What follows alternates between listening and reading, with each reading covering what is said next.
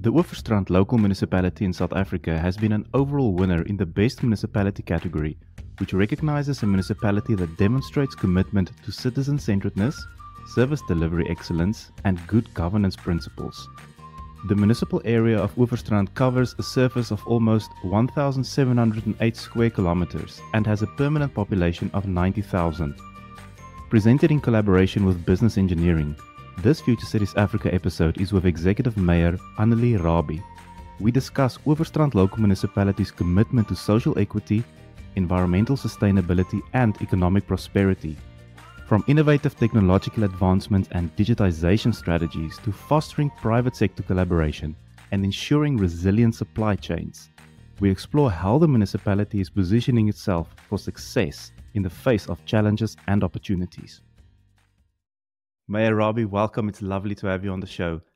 Could you share some specific strategies or initiatives that your administration has implemented to ensure that all members of the community are included and benefit from the municipality's projects? Thank you very much for that question, Dan. The important thing is that Oeverstrand Municipality has a very strong focus on citizen-centeredness.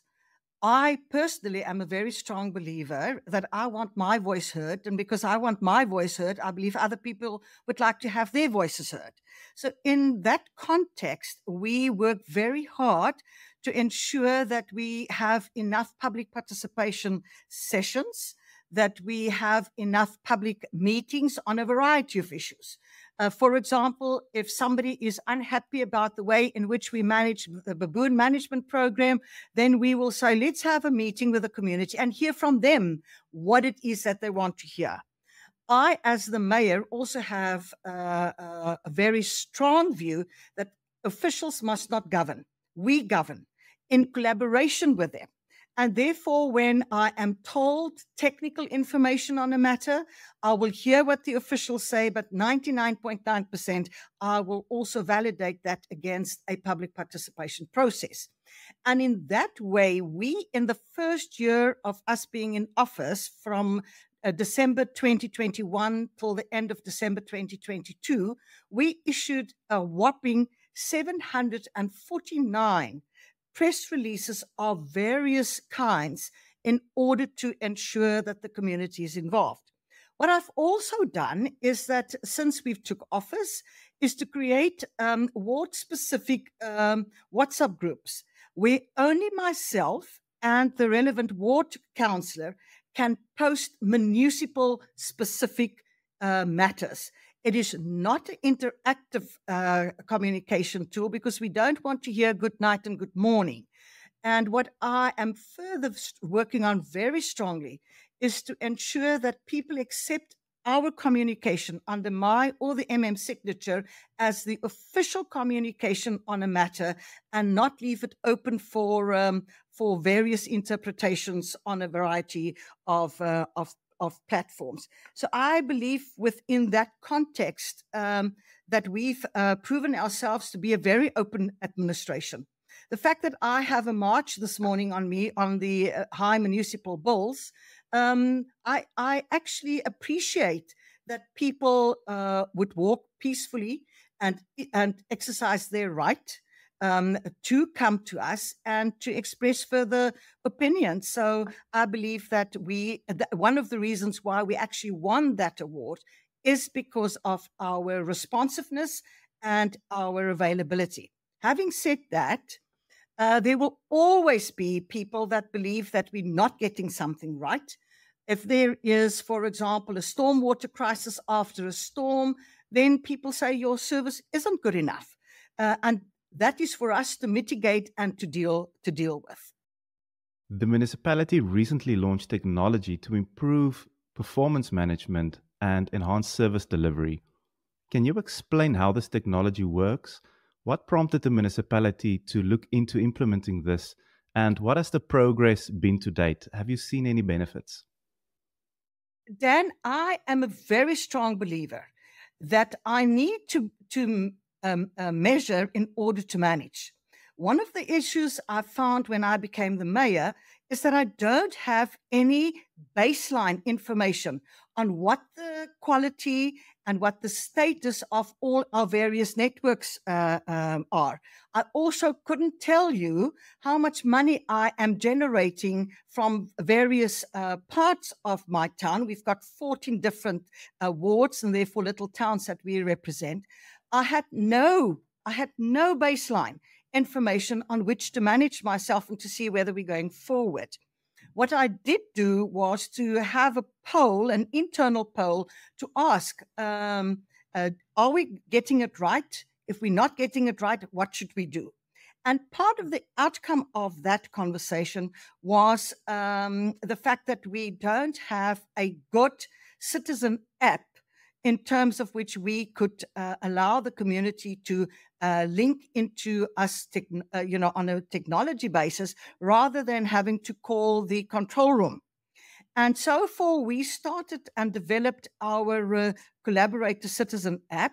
It didn't run very smoothly in the beginning. The development was hindered by a lack of stability issues, and there were a range of matters that we had to deal with. So we didn't go live immediately. And if I say live, I want to say that we actually sneaked it into the market and got a few residents to respond to that and react to that. And in that way, we could test our program. Therefore, whilst we started it last year already in around August last year, we only formally launched it in July of this year. But what that has done is, for example, from January to March this year, I got 180 responses on Collaborator, and our turnaround time is around 30 days.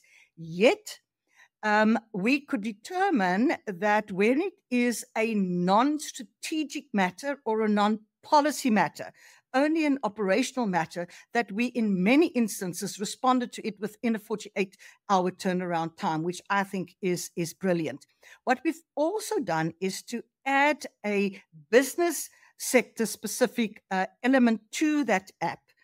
I am not 100% happy that it is running as it should, and therefore the MM&I have agreed to meet with our business chamber to get them to use that platform more for themselves. What is important from this is that if I monthly get an indication now of how many service requests we've had, how many could we deal with, how many are outstanding. And I must say that is guiding us now that we're busy with the design of our new organizational structure. It is giving me the opportunity to determine what is the extent of services that are needed. If I may give you one example. In Kleinmond, Betty's Bay area, we've last year, 2022, had 140 new home plans approved. But I did not increase the tanker services, and I have not increased the number of staff in the building department. Now, obviously, if I don't do that, I'm going to have serious service delivery backlogs down the line. And so with this information and this platform, we are able to better plan and to have our budget influenced and informed by what is actually happening on the ground. I think what is quite important is by having the Collaborator app, we're also freeing up quite a lot of resources where people will literally sit on the telephone day and night. An example is during the last storm that we had about a month and a half ago, we had 1,007 requests for tanker services just in 2 wards of my municipality. Now, imagine if all of that had to come through a telephone system where we have challenges when it is load shedding. It's an impossibility. So a lot of that actually went through the Collaborator app, and that just helped us to service the area better and quicker. Mayor, please can you summarize the municipality's digitization or digital transformation strategy in the short and in the long term? We are quite fortunate that we designed our digitization policy and where we want to go with it in support and in collaboration with the Western Cape government's drive on digitization. And we were allocated, I think it's 200,000 Rand that we were allocated, and I could take that up in my adjustment budget in January of this year. And what that effectively wants to do is that we can now rework our strategy and our plan, because we were a little bit off center. And what it now means is that with other municipalities joining in, we are able to be cutting edge, hopefully. We'll be cutting edge in collaboration with other municipalities, where we also want to interact with and be on an interactive platform with them. Because as you are aware, Overstrand is a holiday destination where many people that live in Cape Town or in Stellenbosch or in other towns of the Western Cape come here, and they are, we've got a huge semigration population, a holiday population, many people from other parts of the country that come here for holidays, and then they want to share in the benefits, which we didn't really have just a year ago. So at least we are up and running on that, and we are now working on the implementation of phase 1. And if you will allow me just to tell you what phase 1 is all about, it is to redesign the content, the look and the feel of our website. Our website was so difficult to navigate. And, not everybody was born in the technology age. So people really had a battle to get from one area to the other on our website. So that at least has started to be sorted out. I think it's a much more user-friendly website. Not perfect, not 100% there, but as part of the continual growth. And then, of course, to design a web page now where job seekers can add their names. Remember, most of us have so-called EPWP or unemployment databases, and it just sounds so harsh, unemployment database. So we've changed that to a job seekers database, and it is really being used by lots of younger people, and especially school leavers. Then we also have designed, as part of that service, a better web page and a better service where people that want to engage our building control processes can now do so digitally, and they don't have to physically come into the municipality. But then I have to say to you that part of the challenge of digitization is that many people that I need to access, for example, with their municipal accounts, and in light of the fact that the South African Post Office is really, really failing us, and we can't have our accounts delivered by mail anymore, many of my citizens don't have smartphones. They can't receive their accounts on WhatsApp. They don't have internet. They don't have laptops. They don't have money for data. And so in order to bridge that gap, what we've now done is to, in all our libraries, people have free access to the internet where they can do a variety of things. And we are in the process of establishing hotspots in all our community halls, which obviously is closer to the community than what some of the libraries are. And what I've also done is to have 2 EPWP workers walking door to door in especially Zwelishle, Masakani, Eloxolweni, Overhills, to check and assist people with account inquiries, because we've given them mobile phones, and so they can communicate with us better. But that to me is a serious challenge in terms of full digitization of community services. How is the municipality creating an enabling environment for the private sector that is mutually beneficial for the private sector and the municipality? What has been done to improve communication with the private sector? What we have done is, since we took office, we had an excellent investment conference. And as part of that, we designed an investment policy, which we haven't had before. And as part of that investment policy, we've tried to bring in an incentive element. And with that, we have created a closer link between the officials and developers. And what we now do is if, for example, a big developer wants to invest and build a big development over and above the very controversial bulk services levies, with which I personally have a bit of a problem. I don't think that that's always fair, but those bulk levies have allowed us to do certain infrastructure upgrades within the areas where the developments will take place. But what we do is that the officials and the developers have a roundtable conversation face to face. And where we can Zoom, we Zoom, but we prefer it to be face to face so that they can understand one another and can understand what the intention of the development and the project is, as well as what are the typical blockages that a specific developer or a specific architect or a town planner has had with us. I am very, very strong on improving the ease of doing business with Overstrand. And for me and my colleague Clinton Laram, who's responsible for this portfolio, it is more than so-called red tape reduction. It is about being accessible, being available, being open for conversation, and to guide any developer in line with our spatial development framework where we require what.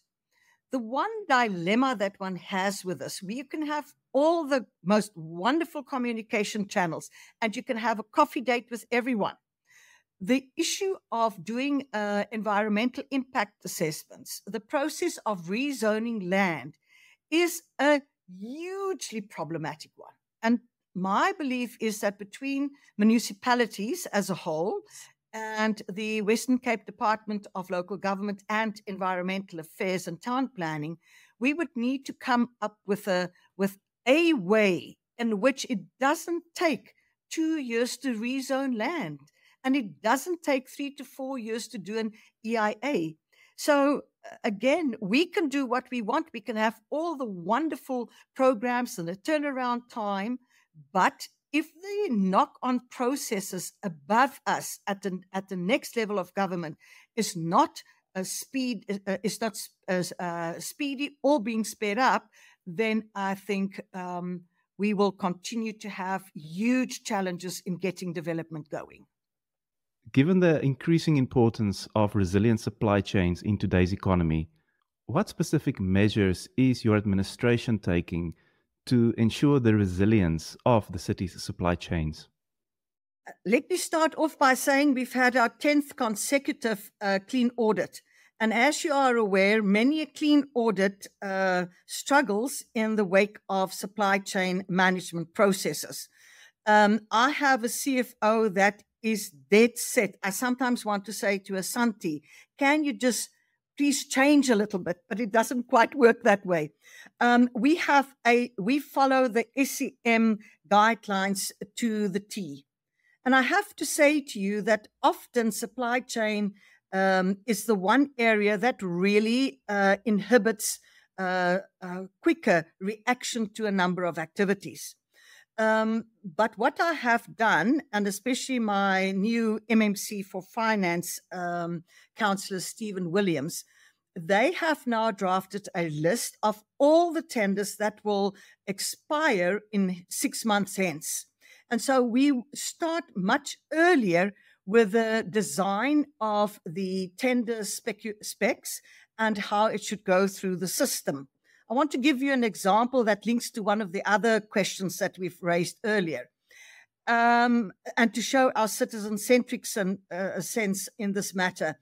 I have a baboon management program, which I do on behalf of the Western Cape government. And it is a hugely problematic tender because it really conjures up lots and lots of emotions around baboon management. And it really is one of the biggest issues I have had to deal with ever since I took this office. And I then said, when the tender was a year ago, in July last year, I knew that the tender was going to run out at the end of June this year. And so a year ago, I started with a process of discussing and talking to the community in that area on how would they like that program to be and what should that program look like.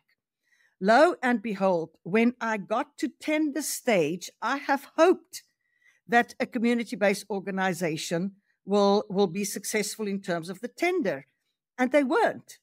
And the simple reason for many of these things, and not this one in particular, but in general, we find that tax certificates are not in place. In many instances, the annual financial statements are not in place. So I can have the smartest, and I do have, supply chain staff. We can do it all right.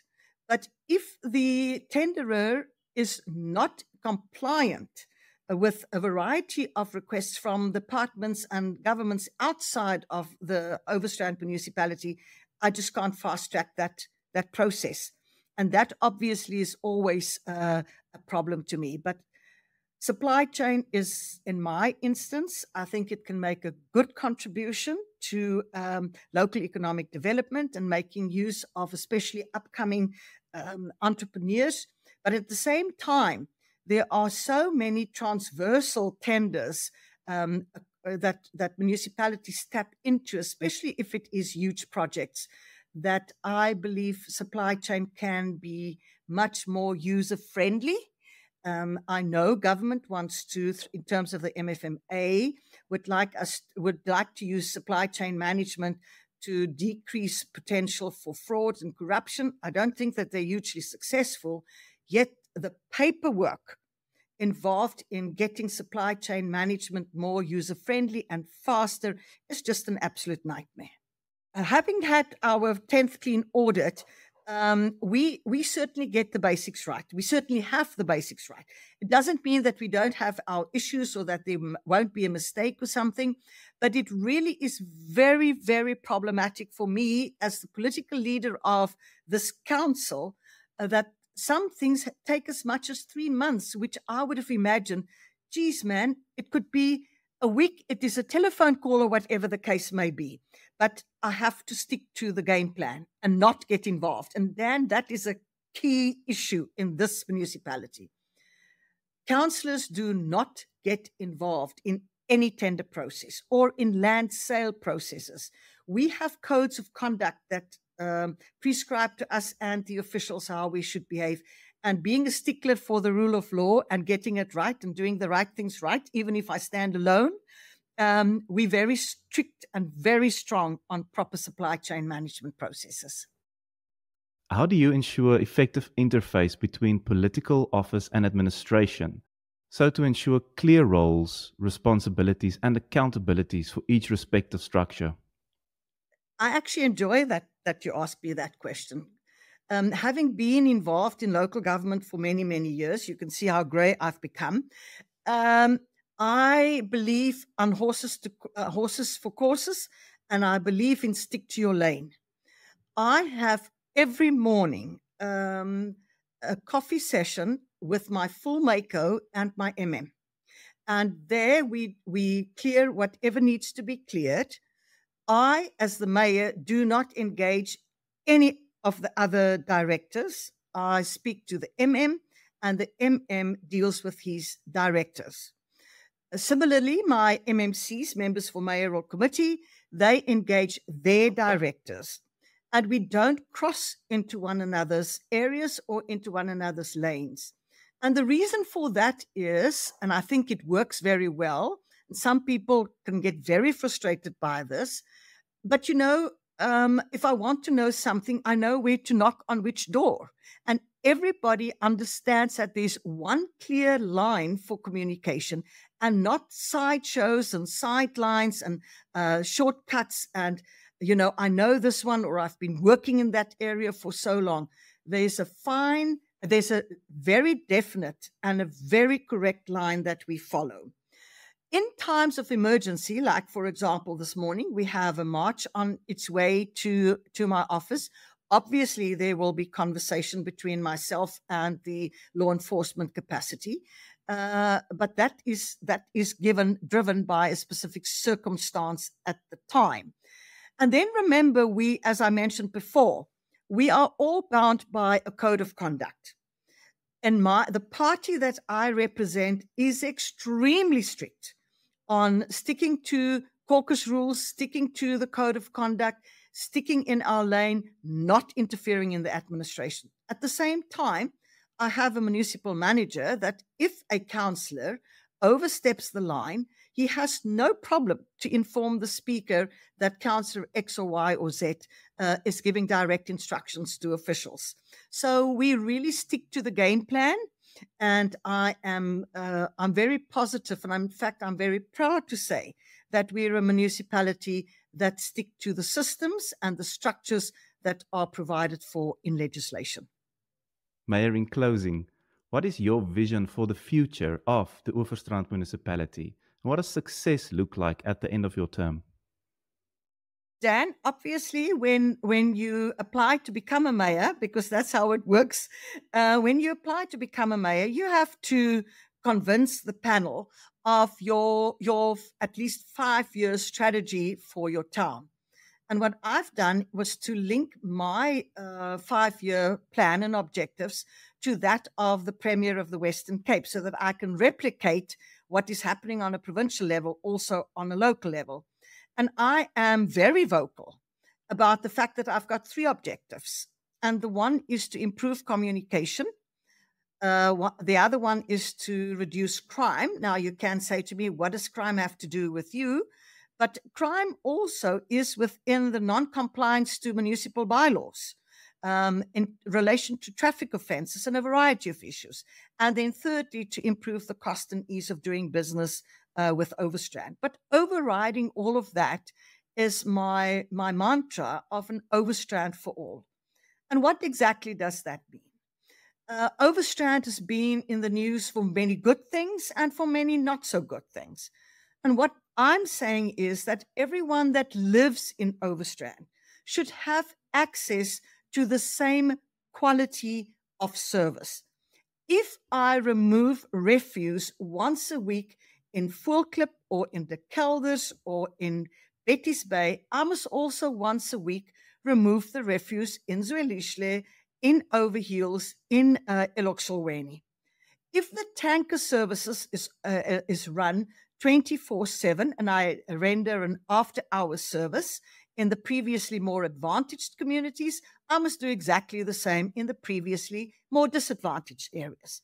So I'm very much for the same quality of service across the Oeverstrand. And that has its challenges because I have many informal settlements. And therefore, one of the things that I'm doing at the moment is to try and electrify as much of the remaining informal settlements that are without electricity. Because by doing that, you are starting to build a more dignified life.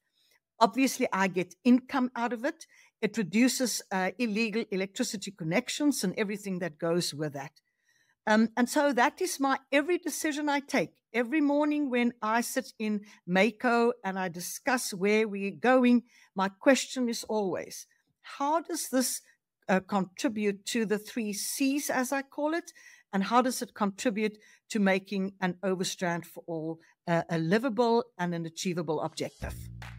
A special thank you to Executive Mayor Annelie Rabie for this insightful conversation on the municipality's holistic approach to governance, digitization, community engagement, and forward-thinking planning for a prosperous and resilient future here on Future Cities Africa.